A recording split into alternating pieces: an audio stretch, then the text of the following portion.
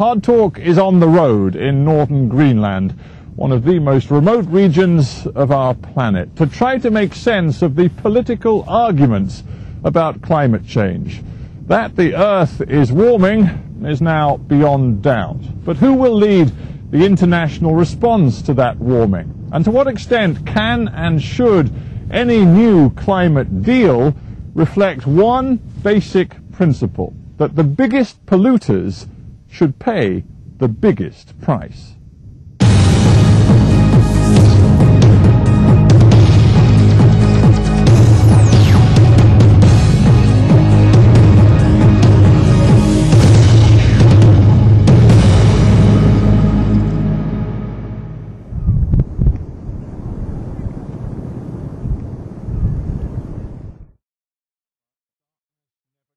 Well, let's talk about what it does mean from the point of view of Australia then.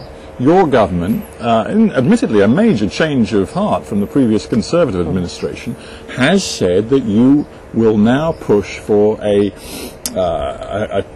cut in your carbon emissions, and you will match that with a cap and trade scheme to make sure it happens. But the fact is, the scale of the cut you are talking about is nowhere near the cut that the science tells us countries like Australia needs to make. Well, let's talk about the cut. We put on the table 25% reduction. 5% to 25%, only 25% if the rest of the world move, and the 25% is within the range that you're discussing. But let's talk about. Let's talk about. Again, I have to stop you there because no, it's not. Well, the science says it needs to be a 40%. No, it doesn't. This is 25 to 40 is what one version of the burden sharing is. But let's talk about the burden sharing, shall we? Australia is a highly carbon-intensive economy. The dirtiest country in the world by some measure. Well, that's a highly provocative way of talking about it. People also buy some of the exports that we export, including Europe. Of course they do, but per capita your emissions are higher than virtually any other country in the world. It is one of the highest. Now, that doesn't mean we shouldn't act.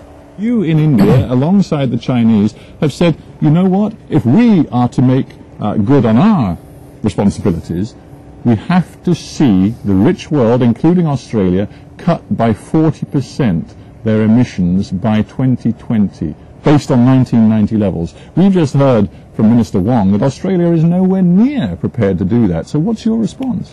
My response is this is not good enough.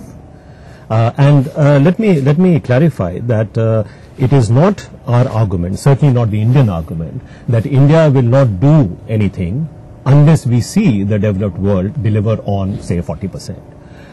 We have determined in our own interest that unless we make a long-term shift from our current reliance on fossil fuels to a pattern of economic activity which is based essentially on renewables, India's long-term growth interests will not be served well. But in making that shift, of course, we have to recognize that our resources are limited.